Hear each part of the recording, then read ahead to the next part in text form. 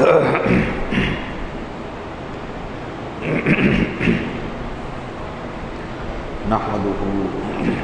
ونصلي ونسلم على رسوله الكريم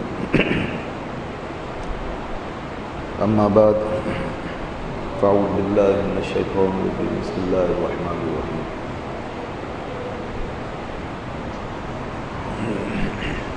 ما ننسخ من آية أو ننسها نأتي بخير منها أو مثلها ألم تعلم أن الله على كل شيء قدير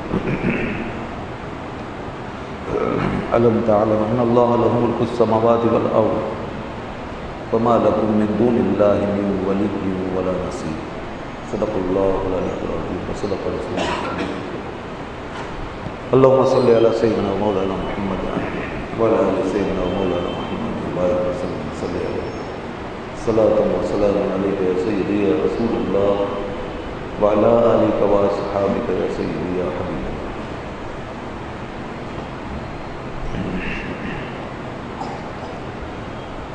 ارشاد فرمایا کہ قرآن کی کسی آیت سے جو ہم منسوخ کرتے ہیں یا اس کو بھلا دیتے ہیں اور ذہنوں سے محو کر دیتے ہیں تو ہم اس سے بہتر لے کر آتے ہیں یا اس کی جیسی. کیا تم نہیں جانتے، کیا تم نے نہ جانا کہ اللہ ہر شے پہ قادر ہے؟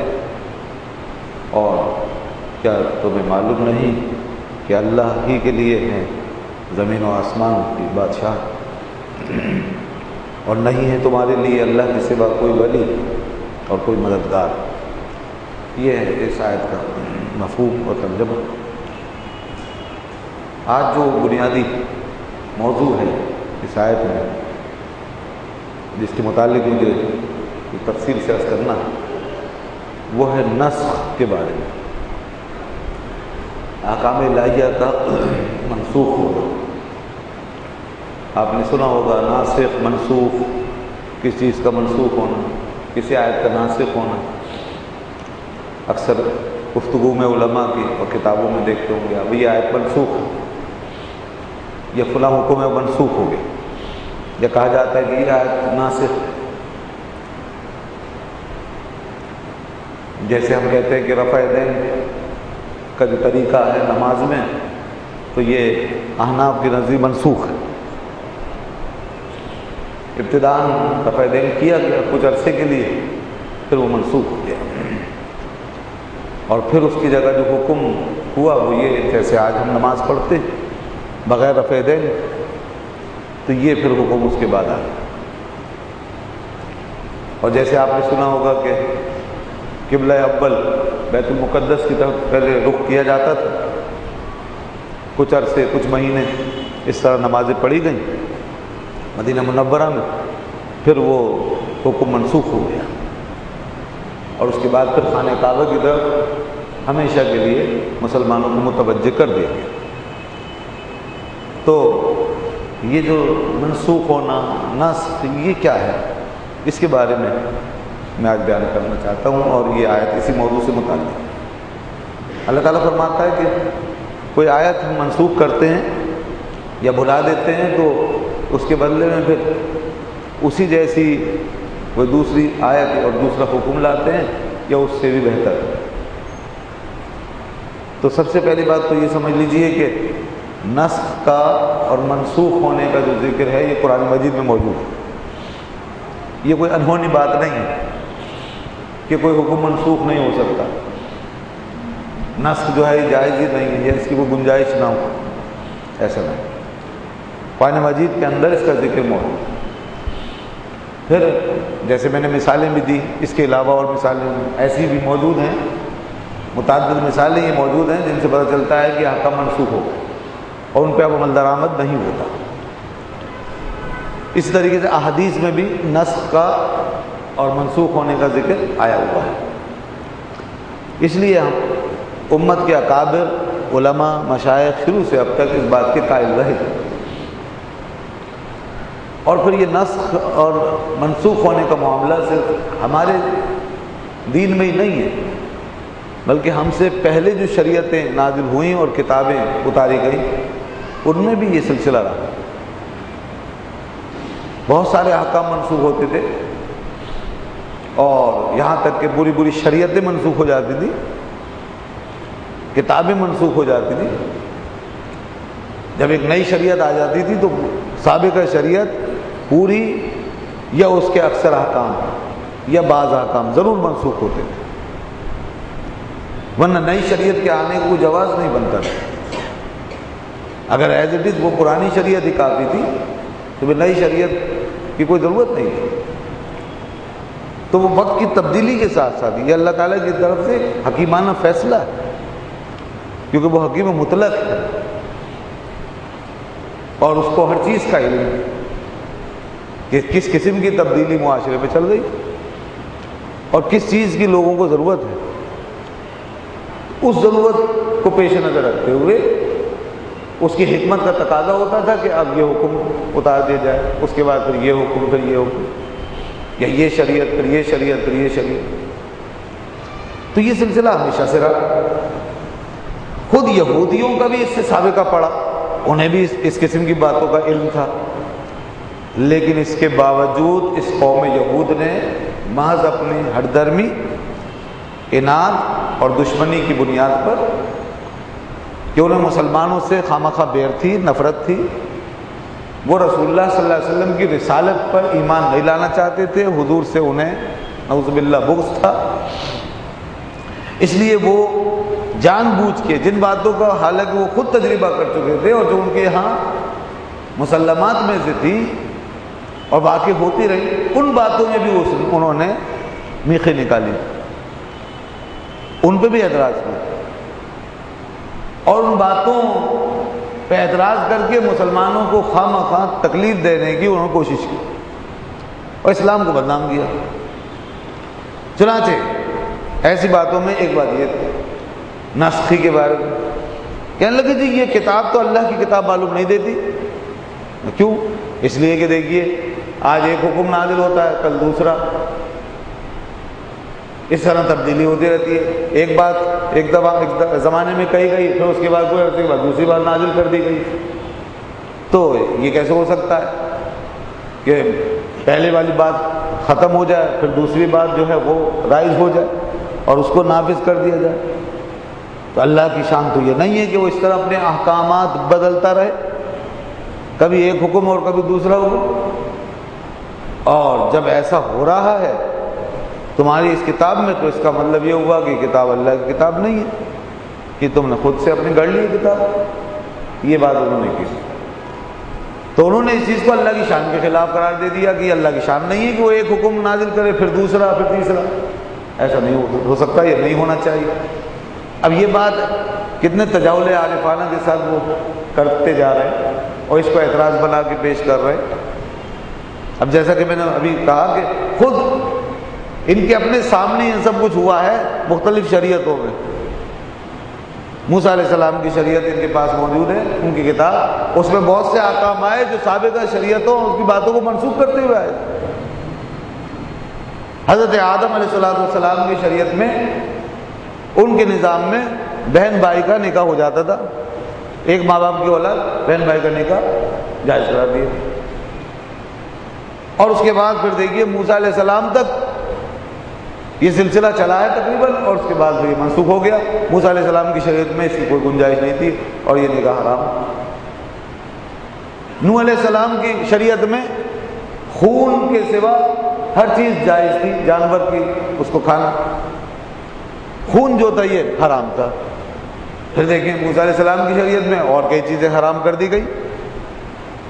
اس طرح کے کئی احکام ہیں ان کو معلوم تھے، جو پہلے منع تھے، ممنوع تھے، وہ بعد میں ان کی اجازت ہوئی، یا پہلے جن کی اجازت تھی وہ بعد میں ممنوع ہوئے. اور پھر اسی طریقے سے عیسیٰ علیہ السلام تشریف لائے تو ان کی شریعت میں بھی کچھ اور تفصیل آئی پھر احکام کی. تو یہ کوئی ایسا بالکل نو قید مسئلہ نہیں تھا، یہ کوئی اچانک پیدا ہونے والی صورتحال نہیں تھی جس کو انہوں نے اعتراض بنا لیا اور اس اعتراض کو اس انداز سے پیش کیا کہ صاحب یہ جو ہے معاملہ ہی تو اللہ کی شان کے خلاف ہے.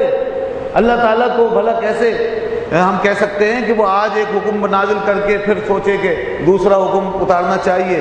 یہ تو ایسی بات ہو گئی کہ جیسے اس نے ایک دفعہ ایک حکم کے بارے میں سوچا، پھر اس نے خیال کیا کہ یہ غلط ہے، اس کو چھوڑ دیں، پھر دوسرا حکم نازل کر دیا. اس طریقے سے وہ سوچ سوچ کے حکم نازل کر رہا ہے. پہلے والا حکم غلط ثابت ہو رہا ہے، پھر دوسرے والا حکم نازل کیا جا رہا ہے. تو یہ اس قسم کی کیفیت، یہ انہوں نے مطلب لیا نسخ کا. نسخ کا گویا کہ اس پہ معمول کیا کہ یہ لا علمی کی دلیل ہے، گویا یہ اللہ تعالیٰ کے علم کی نفی ہے. اس کا علم کلی ہے، وہ سب چیزیں وہ جانتا ہے. اور نسخ کی بات کرتے ہیں تو پھر ایسا لگتا ہے جیسے وہ جانتا نہیں تھا، پھر اس نے تجربہ کیا اور پھر دوسری بات ظاہر ہوئی تو پھر اس نے دوسرا حکم نازل کر دی. نہیں، بالکل غلط. یہ فہم ہی غلط ہے، یہ انداز ہی غلط ہے. یہ نسخ کی حقیقت سے جہالت کی دلیل ہے. نسخ کی حقیقت کو جانا ہی نہیں آپ نے. یہ اعتراض جو کیا ہے، آپ نے دو چیزوں کو ملا دیا، نسخ اور بدا. یہ جو چیز ہے آپ بیان کر رہے ہیں یہ بدا کہلاتا ہے. بدا، بے دال الف. یہ بدا جو ہے اس میں یہ ہوتا ہے کہ انسان جیسے ہمارے ساتھ ایک بات کہی، پھر تھوڑی دیر کے بعد دوسری بات، ایک ارادہ کیا پھر دوسرا ارادہ، ایک فیصلہ کرتے ہیں پھر دوسرا فیصلہ. مثلا زید نے سوچا کہ مجھے سفر کرنا چاہیے، پھر اس نے کچھ دنوں کے بعد فیصلہ تبدیل کر کے کہا نہیں، میرے لیے سفر بہتر نہیں ہے. یا آپ نے خیال کیا مجھے یہ کاروبار کرنا چاہیے، پھر آپ نے سوچا نہیں یہ نہیں، دوسرا کاروبار کرنا چاہیے. اس قسم کی صورتحال ہمارے ساتھ پیش آتی رہتی ہے. کبھی ہم اپنی سوچ بدلتے ہیں، کبھی ارادہ بدلتے ہیں، کبھی فیصلہ بدلتے ہیں، کبھی پورا منصوبہ بدل دیتے ہیں، پوری پلاننگ بدل دیتے ہیں، پورا سسٹم بدل دیتے ہیں. اور اس میں اکثر و بیشتر ہمارے فکری ارتقاء کی کیفیت ہوتی ہے اور ہماری لا علمی ہوتی ہے. ہم تجربہ کر رہے ہوتے ہیں. یہ بدا کہلاتا ہے. بدا یہ بندوں کے ساتھ ہوتا ہے. اور اللہ تعالیٰ کے لیے جو یہ نسخ ہے، یہ جو قرآن میں ہوتا ہے، جو آیتوں میں ہوا ہے، جو احکام میں ہوا ہے، یہ نسخ یہ دوسری چیز ہے، یہ بدا نہیں ہے. اس کو نسخ کہا گیا ہے. اور نسخ کا مطلب کیا ہے؟ نسخ کی حقیقت کیا ہے؟ نسخ کی حقیقت یہ ہے، علماء نے لکھا کہ نسخ یہ ہے کہ ایک حکم کو کسی خاص وقت اور مدت کے لیے نازل کرنا، اور اس کے بعد پھر جب اس کی مدت پوری ہو جائے تو دوسرا حکم اتار دینا. یعنی نسخ کا مطلب صرف اتنا ہے کہ یہ جو حکم پہلے تمہیں ملا ہوا تھا اس کی مدت ختم ہو گئی. نسخ کا مطلب صرف یہ ہے، پہلے جو حکم آیا تھا اس کی مدت ختم ہو گئی، وہ اسی وقت تک کے لیے تھا، اب اس کے بعد دوسرا حکم آتا ہے. تو اس میں کہیں بھی یہ نہیں ہے کہ اس نے کہیں نعوذ باللہ غلطی کر دی، اسے علم نہیں ہوا، بعد میں ظاہر ہوا کہ نہیں یہ ہونا چاہیے. نہیں، وہ حکم جو منسوخ ہوا ہے اس کی مدت ہی یہی تھی. مثلا ایک دن، ایک مہینہ، ایک سال، 10 سال، 20 سال، بس. اور یہ بات اس کے علم میں تھی کہ یہ حکم اتنی مدت کے لیے ہوگا. اب لوگوں کے علم میں یہ بات نہیں ہے، بندوں کے علم میں یہ بات نہیں ہے. بندوں کو جو حکم مل رہا ہے تو اسے یہی سمجھ رہے ہیں کہ ہمیشہ کے لیے ہے، مگر اللہ جانتا تھا اور اس کے بتانے سے اس کا نبی جانتا ہے. پھر اس کے بعد جب دوسرا حکم آیا تو بندہ یہی سمجھا، بظاہر جو ایمان نہیں رکھتا وہ تو یہی کہے گا یہودی کی طرح کہ دیکھو جی پہلے والا حکم غلط تھا، اب دوسرا حکم آ گیا. اس کا مطلب یہ ہے کہ پہلے حکم جو نازل کیا تھا ہمیشہ کے لیے، اس میں غلطی ہو گئی، اب خیال ہوا کہ یہ ہمیشہ کے لیے نہیں ہونا چاہیے، یہ ہونا چاہیے. تو یہ ہمیشہ کے لیے ہم اور آپ سمجھ رہے ہیں، اس کے یہاں نہیں تھا، اس کے یہاں اسی وقت تک کے لیے تھا. ہمیں چونکہ اس کا علم نہیں تھا اس لیے ہم نے سمجھا کہ ہمیشہ کے لیے تھا. تو جو حکم منسوخ ہو گیا وہ اسی مدت تک کے لیے تھا جس مدت تک وہ رائج رہا اور جس وقت اسے منسوخ کیا گیا. اس کی بہترین مثال یوں سمجھیے جیسے آپ علاج کراتے ہیں کسی حکیم صاحب سے، تو حکیم صاحب آپ کو ایک دوا لکھ کر دے دیتے ہیں علاج کے لیے، جی یہ خوراک کھاتے رہیے. اب آپ وہ خوراک کھاتے رہے، آپ یہی سمجھیں کہ یہ مجھے ہمیشہ کھانی ہے، آپ کو کچھ نہیں پتا. اس کے بعد پھر کچھ دنوں کے بعد حکیم صاحب آپ کی نبض دیکھتے ہیں اور دیکھتے ہیں کہ اب امپرومنٹ ہو گئی ہے، حالت بہتر ہے، تو آپ اس دوا میں تھوڑی سی تبدیلی لاتے ہیں اور اس کی جگہ ایک دوسری دوا لکھ دیتے ہیں، اس میں کوئی تبدیلی کر دیتے ہیں، اب یہ کھائیے. اب اگر ایک شخص جو ہے وہ اپنی عقل پر چلے اور مریض جو ہے وہ سمجھے کہ حکیم یہ جاہل آدمی ہے، اسے کوئی پتہ ہی نہیں ہے حکیم صاحب. اب وہ کہے اس سے کہ حکیم صاحب آپ بھی بڑے عجیب آدمی ہیں, پہلے مجھے آپ نے یہ دیا, میں کھاتا رہا, اب اس کا مطلب یہ ہے کہ آپ سے غلطی ہو گئی, آپ نے مجھے یہ دوا کھلا, اب آپ دوسری دوا کھلا رہے ہیں. اگر وہ پہلے والی صحیح تھی تو پھر وہ منع کیوں کر رہے ہیں آپ, اور اگر یہ دوسری والی صحیح ہے تو پہلے وہ کیوں دیا آپ نے؟ تو ایک جاہل آدمی ان پڑھ بد دماغ تو یہی سمجھے گا.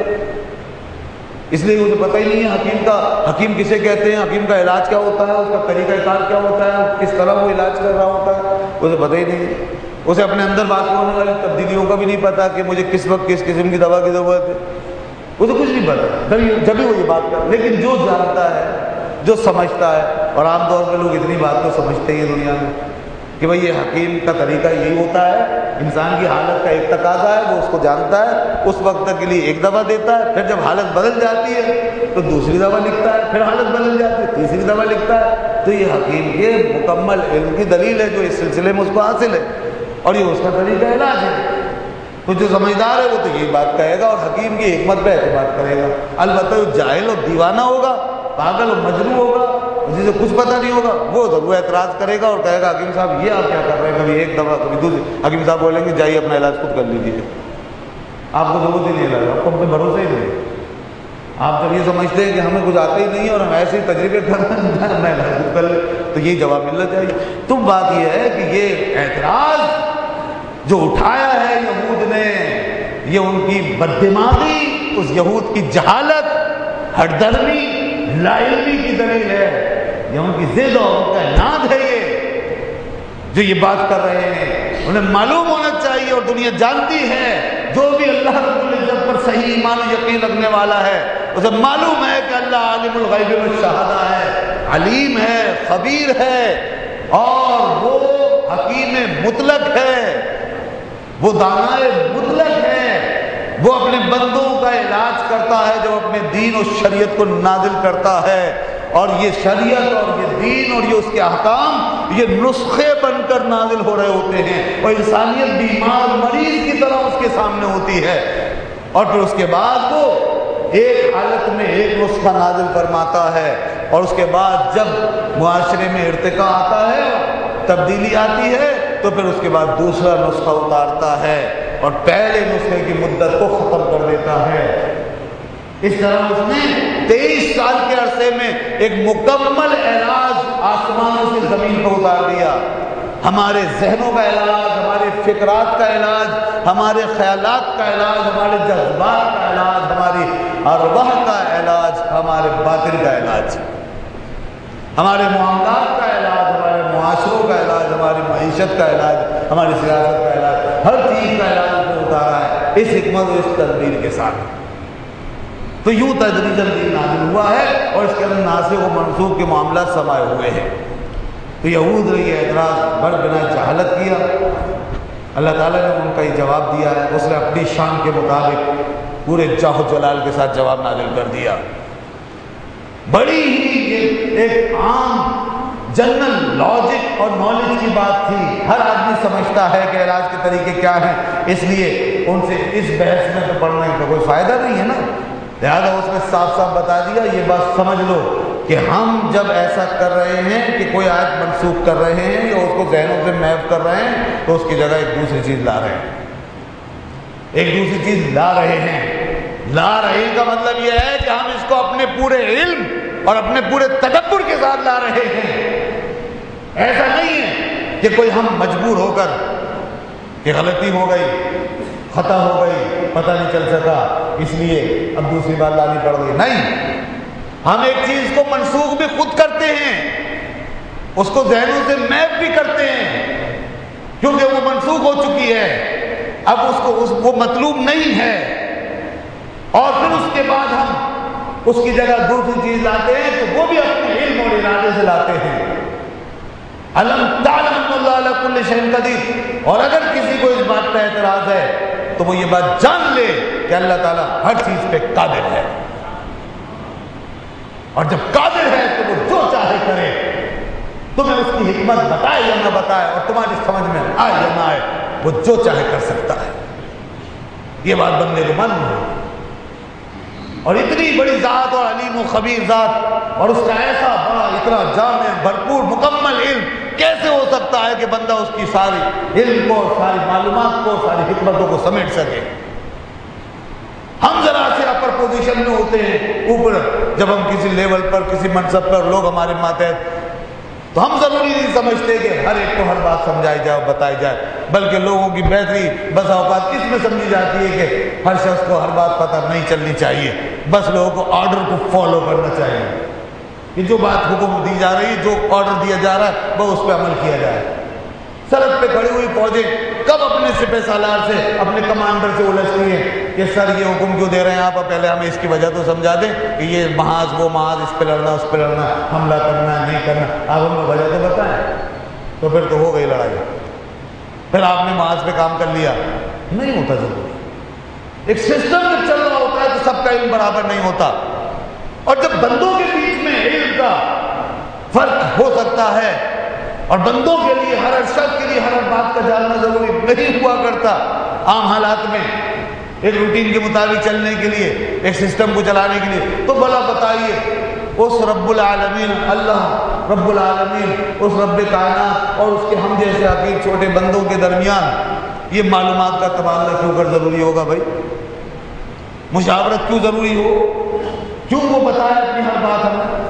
کیوں ہر حکمت کو ہمارے ذہن میں نازل کرے؟ کیوں ضروری ہے کہ ہماری بات کو جانیں؟ نہیں، کوئی ضروری نہیں ہے، اور ویسے بھی ہر بات جاننے اور سمجھنے کا ہمیں حوصلہ بھی نہیں ہے، ہر حکمت کو ختم کرنے کا ہمارے اندر اس کی کیپیسٹی نہیں ہے، ہم بہت چھوٹے، بڑی مائنر سی چھوٹی سی عقل ہے ہمارے پاس، ہم نہیں سمجھ سکتے۔ امام راضی نے فرمایا ہے کہ علم کے بھی بڑے درجے ہوتے ہیں، علم کے درجات کی ترتیب بیان کرتے ہوئے فرمایا علم کے درجوں کی کیفیت یہ ہے کہ ایک اعلیٰ درجہ اس کی کیپیسٹی اور ہے، اور ایک ادنا درجہ اس کی کیپیسٹی اور ہے۔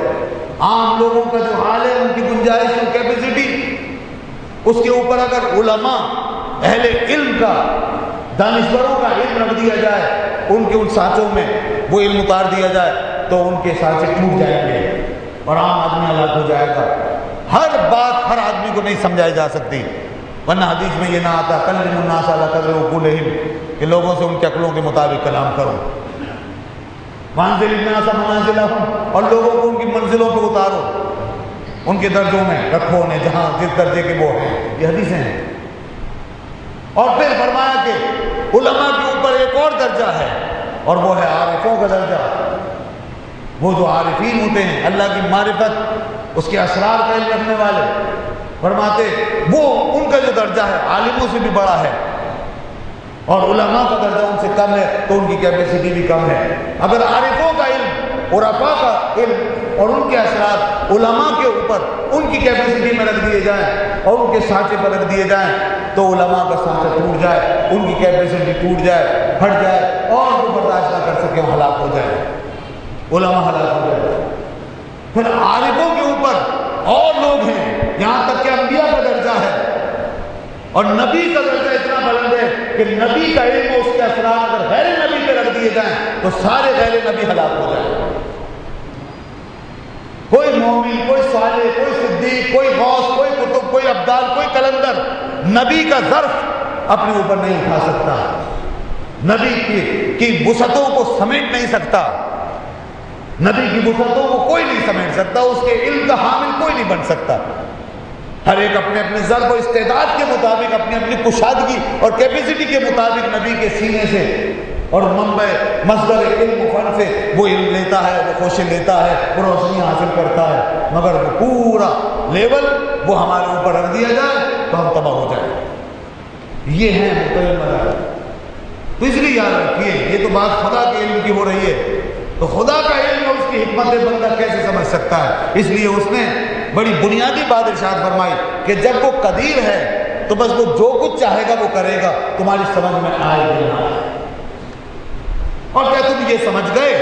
جب اس قدیر کی بات کی ہے تو اس نے بات کو کتنا جنرلائز کر دیا، ذرا سوچئے۔ ہم تو شاید اگر سطحی طور پہ چلیں اور نہ سمجھنے والی بات کریں تو خدا نہ خواستہ ہم تو یہ بس یہی سوچیں گے یہ کیا جواب ہوا، حالانکہ یہ بہت شاندار جواب، اس سے اچھا کوئی جواب نہیں ہو سکتا۔ یہی وہ جواب ہے جو بندے کے لیے بندگی کا درس بندے کو سکھا رہا ہے اور اس مولا کا مقام بتا رہا ہے۔ اسی میں ساری حقیقت سمو دی اس نے۔ کیا وہ ہر شے پہ قادر نہیں ہے؟ تو وہ اس بات پہ بھی قادر ہے کہ جو چاہے منسوخ کرے، جو چاہے ناسخ کرے۔ اب اگر تمہیں ناسخ و منسوخ کی حقیقت سمجھ میں نہیں آئی تو اس کی قدرت کی دوسری جو مناظر ہے، اس کی قدرت کی دوسری جو نشانیاں ہیں، وہ سب تمہیں سمجھ میں آ گئی۔ اس میں بھی تو تم نے سرنڈر کیا ہوا ہے۔ مثال کے طور پر اگر تمہیں فلاں کا بیٹا اور فلاں کا باپ بنایا ہے تو بتاؤ کیا تم نے اس حکمت کو سمجھ لیا کہ کیوں بنایا ہے؟ اگر تمہیں گورا بنایا ہے اور کالا بنایا ہے تو کیا تم نے اس بات کو سمجھا یا سرنڈر کرنا پڑا؟ کبھی پیچھے پڑے اس بات کے کہ میں کالا کیوں بنا، یا میں گورا کیوں بنا ہوں، یا میں یہ شکل کیوں ہے، وہ شکل کیوں ہے، یا میں اس قوم سے کیوں، اس قوم سے کیوں؟ لاکھوں کروڑوں بے شمار فیصلے ہیں اس کے جو صرف اس کی قدرت کا اظہار کر رہے ہیں، ان کی حکمتوں کا ہمیں کچھ بھی نہیں پتا۔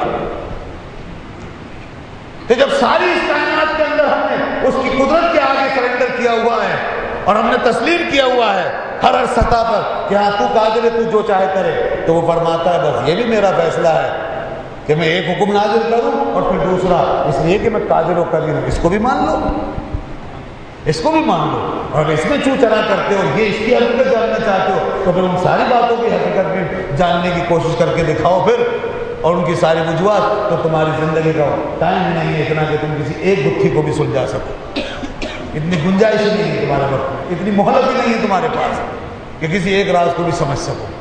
ہزاروں راز ہیں، ہزاروں حکمتیں ہیں۔ تو اس لیے یاد رکھیے گا یہ جواب عین اس کی شان شان ہے اور عین بنیادی طریقے سے جواب دے دیا گیا ہے۔ الم تعلم ان اللہ لہ ملک السماوات والارض، فرمایا کیا تم نہیں جانتے کہ اللہ ہی کے لیے آسمان و زمینوں کی بادشاہ؟ یہ بتا دیا اس نے کہ بادشاہ وہ ہے، لہذا جو بادشاہ ہوتا ہے وہ اپنی مرضی سے جو چاہتا ہے وہ کرتا ہے، اور جو رعایا ہوتی ہے وہ صرف بادشاہ کے حکم پہ چلتی ہے، بادشاہ کے فرمان پہ چلتی ہے۔ تو دوستو یہ ہے اللہ کی شان، اور خدا جیسا بادشاہ کون ہو سکتا ہے؟ دنیا کے بادشاہوں کا احتساب کر سکتے ہو، دنیا کے بادشاہوں کا بدلہ چکا سکتے ہو گے، دنیا کے بادشاہوں سے سوال جواب کر سکتے ہو گے، مگر خدا ذوالجلال اتنا بڑا ہے، اتنا عظیم ہے کہ نہ اس سے کوئی حساب ہو سکتا ہے، نہ اس کا کوئی حساب ہو سکتا ہے، نہ اس سے کوئی سوال کیا جا سکتا ہے، اس لیے کہ وہ ہمارے حواس، ادراک، خیال، گمان ہر چیز سے مابرا ہے، اور اس کی نعمتیں بے شمار و بے پناہ ہیں، اور ہمارا ذرہ ذرہ اس کا محتاج ہے، کرم ہے، اس کے کرم، اس کے احسان کا محتاج ہے۔ اس لیے یاد رکھیے اس کو کسی پر قیاس نہیں کیا جا سکتا۔ تو فرمایا کہ وہ آسمان و زمینوں کا بادشاہ ہے۔ وما لکم من دون اللہ من ولی ولا نصیر، اور تمہارے پاس چارہ کیا ہے؟ اگر تم ان باتوں کو نہ سمجھو اور تم اعتراض کرتے ہو اور انکار کرتے ہو تو بتاؤ پھر اس کے سوا کوئی تمہارا ولی اور مددگار ہے؟ کسی کو جا کے اپنی جائے پناہ بنا سکتے ہو؟ کسی کی مدد لے سکتے ہو؟ اس کو چھوڑ کر، اس کے بغیر جب وہی بادشاہ قادر و قیوم ہے تو پھر کون ہے جو تمہارے کام آئے گا؟ اور جب تم اسی کے محتاج ہو، اسی کی طرف جانا ہے، اسی کی طرف بڑھنا ہے، اور وہی ہمارا منتہا ہے، اور اسی نے ہمیں پیدا کیا ہے، تو پھر یاد رکھنا کہ ان باتوں میں الجھ کر اور انکار کر کے اور ضد والے روش اختیار کر کے تم اپنا ہی نقصان اٹھاؤ گے، اس کا کچھ نہیں بگڑے گا۔ اس لیے کہ وہی ولی، وہی مددگار، اس کے بغیر کوئی مدد نہیں کر سکتا، اس کے اذن کے بغیر کوئی کام نہیں آ سکتا، اس کے اشارے کے بغیر کوئی کام نہیں آ سکتا۔ جو مدد کرتا ہے وہ اسی کی مدد سے کرتا ہے، جو سرپرست بنتا ہے وہ اسی کے اذن سے بنتا ہے، جو کام آتا ہے وہ اسی کی قدرت سے کام آتا ہے، اس کی قدرت ملی ہے، اس نے قدرت دی ہے تو کام آتا ہے، ورنہ کوئی کام نہیں آ سکتا۔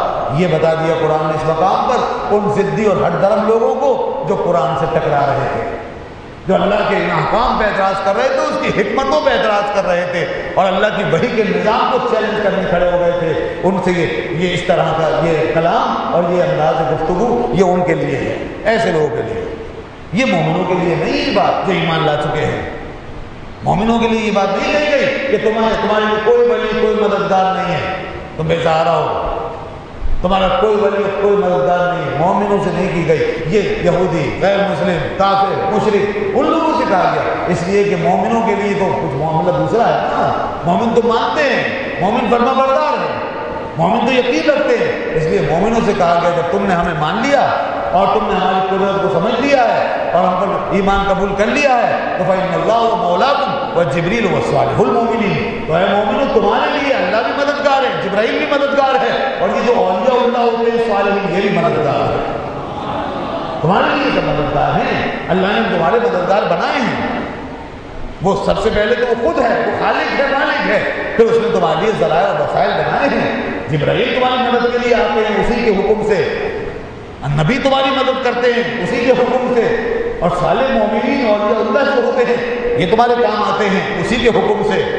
یہ اس نے ہمارے لیے تو بنایا ہے، اور وہ خود فرماتا ہے کہ اللہ ولی الذین آمنوا، اللہ ولی الذین آمنوا، فرمایا اور اللہ ولی ہے ان لوگوں کا جو ایمان لائے، ورسولہ، اللہ ولی الذین آمنوا ورسولہ، غالباً آیت کے الفاظ اگر میں نہیں بھول رہا ہوں، انما ولیکم اللہ ورسولہ، ہاں انما ولیکم اللہ ورسولہ والذین آمنوا، اور تمہارے سوائے اس کے لیے کہ تمہارا مددگار، دیکھیے ولی کا لفظ آیا وہاں پر، یہاں فرمایا اللہ کی سوا تمہارا کوئی ولی نہیں، یہ ان سے کہا گیا وَمَا لَكُم مِّن دُونِ اللَّهِ مِن وَلِيٍّ، کوئی ولی نہیں تمہارا، وَلَا نَصِيرٌ، کوئی مددگار نہیں، اور ادھر فرمایا ہمارے لیے مومنوں کے لیے انما ولیکم اللہ ورسولہ، سوائے اس کے نہیں کہ تمہارا ولی اللہ بھی ہے اس کا رسول بھی ہے۔ یہ فرق سمجھ رہے ہیں آپ؟ لوگ یہ ایک آیت پڑھتے ہیں، بس ایک آنکھ بند کر کے قرآن پڑھتے ہیں بالکل ون سائڈ ہو کر، وہ آیتیں جتنی کافروں کو جس میں تحدید ہے، ڈرایا گیا ہے، وارننگ دی گئی ہے، ان کی آیتیں لے کر مومنوں کو سنائی جاتی ہے۔ دیکھ لو بھائی مومنوں، کوئی نہیں ہے تمہارا، ارے یہ تو ان سے کہا گیا تھا کوئی نہیں تمہارا، وہ ہمارے لیے کہا جا رہا ہے، یہ آیتیں ہم پر جذبہ کر دی جاتی ہیں، اور ان آیتوں کو لے کے سارے ولی اللہ اولیاء اللہ کا انکار کر دیا جاتا ہے۔ بتائیے بات کہ یہاں تو کہا کوئی ولی نہیں ہے، اور ادھر تو قرآن کہتا الا ان اولیاء اللہ، سنو سنو بے شک اللہ کے ولی ہوتے ہیں، اولیاء اللہ ہیں، اولیاء اللہ یعنی اللہ نے ولی بنایا ہے لوگوں کو، اور یہاں فرمایا کوئی ولی نہیں۔ تو دوستو اولیاء ہیں، ولی تو ہیں، اور پھر یہ کہ ہمارے لیے ولی، تو دوسری آیت جو میں نے پڑھی ہے اس میں صاف بتا دیا، کئی مولا کا فرمایا تمہارے مولا ہیں، اور کئی ولی کے ساتھ فرمایا کہ تمہارے ولی ہیں، یعنی کون؟ وہ جنہیں اللہ نے ولی بنایا ہے وہی تمہارے مولا بھی ہیں، تمہارے ولی بھی ہیں۔ تو یہ آیتیں لوگ چھوڑ جاتے ہیں کہ اس میں انہیں لگتا ہے جیسے کوئی شرک ہو رہا ہے، شرک ہونے والا ہے، شرک ہو جائے گا۔ تو بھلا بتائیے قرآن مجید کے اندر ایک چیز آئی ہوئی ہو اور قرآن اس کو بیان کر رہا ہو، وہ شرک کیسے ہو جائے گی بھائی؟ کیا آیتیں بدلنے کا پروگرام ہے؟ کیا قرآن کو نکالنے کا آگے پیچھے کرنے کا پروگرام؟ تو یہ شرک کیسے ہو جائے گا؟ تو اس لیے بعض لوگوں کو بہت سی چیزیں پھر ہضم نہیں ہوتی، انہیں غلط نظریات اور کنسیپشن کی وجہ سے اب انہیں چاہیے کہ اپنا نظریہ بدلے۔ اقبال نے کہا تھا خود تو بدلتے نہیں، قرآن کو بدل دیتے ہیں۔ تو یہ خود بدلنے والے جو ہے یہ کیفیت پیدا کی جائے، قرآن کو چھپانے کی کوشش نہ کی جائے، پورا قرآن پیش کیا جائے، اور لوگوں کو یہ بتایا جائے کہ کافروں سے انداز تخاطب کیا ہے، یہودیوں سے کیا ہے، اور مومنوں سے کیا ہے۔ مومنوں سے یہ ہے۔ میں ایک اور مثال دے دوں، قرآن کہتا ہے ان العزت للہ جمیعا۔ اب بات آئی منافقوں کی، یہاں منافقوں کا بیان چل رہا ہے۔ منافقوں نے کہا تھا کہ مدینے پہنچنے کے بعد عزت والے جو ہیں وہ ذلت والوں کو نکال دیں گے، یعنی ہم عزیز ہیں، نعوذ باللہ۔ اب ابن وہی منافق کہہ رہا ہے میں عزیز معزز، اور ذلت والے یہ پیغمبر اور ان کے ماننے والے، نعوذ باللہ۔ ہم مدینے پہنچنے کے بعد لَيُخْرِجَنَّ الْأَعَزُّ مِنَ الْأَذَلَّ، تو وہ جو عزت والے ہیں وہ ذلیلوں کو نکال دیں گے۔ اللہ نے جواب دے دیا ان العزت للہ جمیعا، ساری عزت اللہ کے لیے ہے، یاد رکھنا۔ تم نے جو اپنے لیے عزت کی بات کی ہے تمہاری کوئی عزت نہیں، یہ ساری عزت کس کی ہے؟ اللہ کے لیے ہے، تمہاری کوئی عزت نہیں۔ وہ کہہ رہے تھے ہم عزیز عزت والے ہیں، اس کے مقابلے میں رسول کے مقابلے میں اللہ نے کہا رسول کے مقابلے میں اور خدا کے مقابلے میں تمہاری کوئی عزت نہیں ہے، ساری عزت اللہ کے لیے ہے۔ اب دیکھیے یہاں ساری عزت اللہ کے لیے، اس کا مطلب کیا ہے؟ اس کا مطلب یہ ہے کہ ان کے اللہ کے مقابلے میں کوئی عزت والا نہیں ہو سکتا، صرف وہی عزت والا ہے۔ مقابلہ کرو گے تو صرف وہی عزت والا ہے۔ اور ہے کہ یہ بات کہ اس نے اپنے فضل سے کسی کو عزت دی ہے یا نہیں دی ہے؟ تو وہ عزت جو دی ہے وہ بھی اسی کی ہے، لیکن دی ہے۔ اب دینے کی بات جب آئی تو اس نے بتایا ان العزت للہ ولرسولہ وللمؤمنین۔ لوگوں سنو، عزت اللہ کی بھی ہے، رسول کی بھی ہے، مومنوں کی بھی ہے۔ منافقوں کو کہا کہ ساری عزت اللہ کے لیے ہے، کیونکہ وہ عزت اپنے لیے اللہ رسول کے مقابلے میں دعوے دار ہو رہے تھے، اور اس پر وہ بڑا اجارہ انہوں نے قائم کر لیا تھا، اور کہتے تھے ہم عزت والے ہیں، اللہ نے کہا تمہاری کوئی عزت نہیں۔ تو یہ وہ معاملہ۔ اسی طریقے سے اللہ کے مقابلے میں جب کافروں اور مشرکوں نے بت بنائے، مددگار بنائے، تو وہ کہیں یہ مدد کریں گے صاحب، اللہ کرے نہ کرے یہ کریں گے. اللہ نے کہا کوئی مددگار نہیں ہے، کوئی مدد نہیں کر سکتا، صرف اللہ مدد کرے گا. اللہ کے مقابلے میں لا رہے ہو، خبردار، کسی کی کوئی مدد نہیں چلے گی، کوئی مددگار نہیں.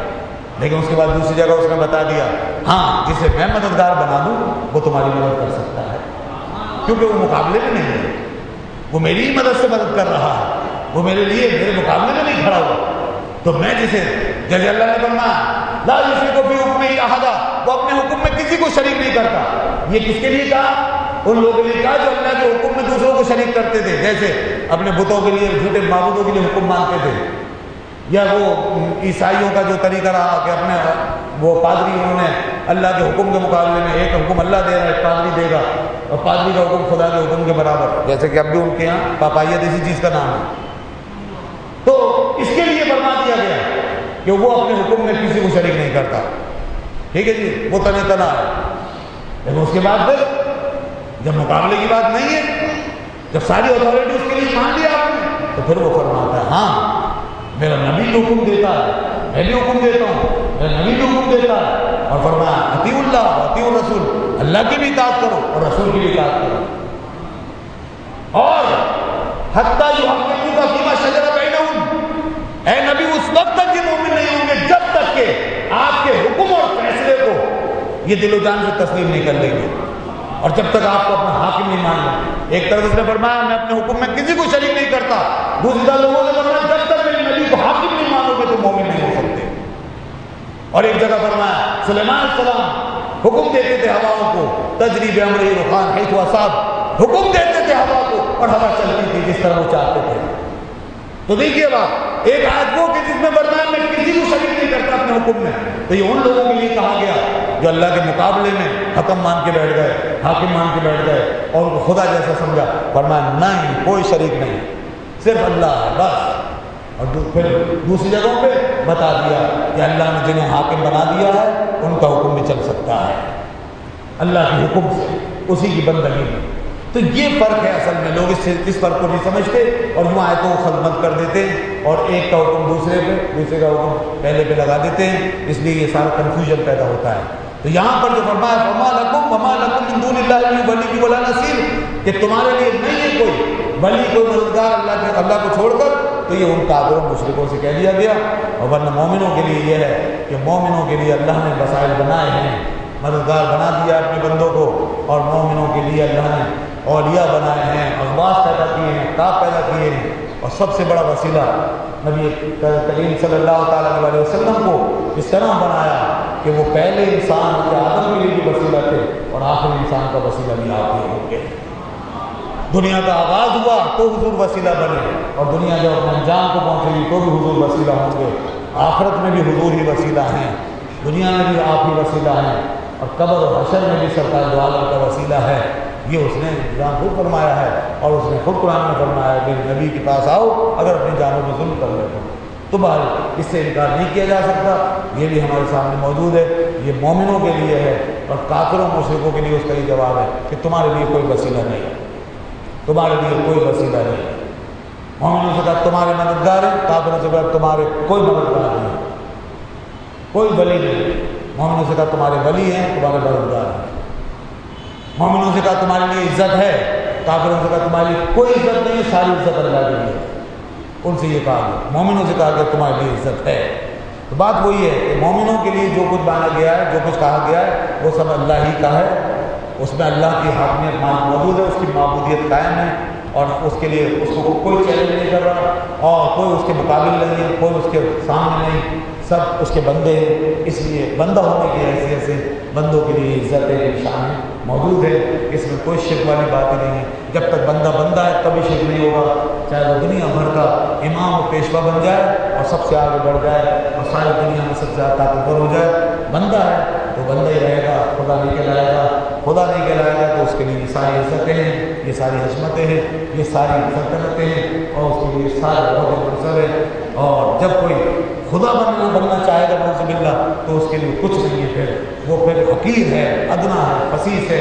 اللہ فرماتا ہے ضرب اللہ عبدا مملوکا لا یقدر، ضرب اللہ مثلا عبدا مملوکا لا یقدر والا شیء، اللہ اس کافر کی مثال یوں بیان فرماتا ہے جیسے کوئی ایسا غلام جس کے ہاتھ پر بندھے ہیں، لا یقدر والا شیء، کس چیز پہ قادر نہیں، یہ کافر کی مثال ہے۔ یعنی کافر چونکہ خدا کو نہیں مانتا لہٰذا وہ بالکل بے بس ہے، اس کی کوئی حیثیت نہیں ہے، کوئی اوقات نہیں ہے، اس کی طاقت کوئی چیز نہیں ہے، اس کے لیے یہ فرمایا گیا۔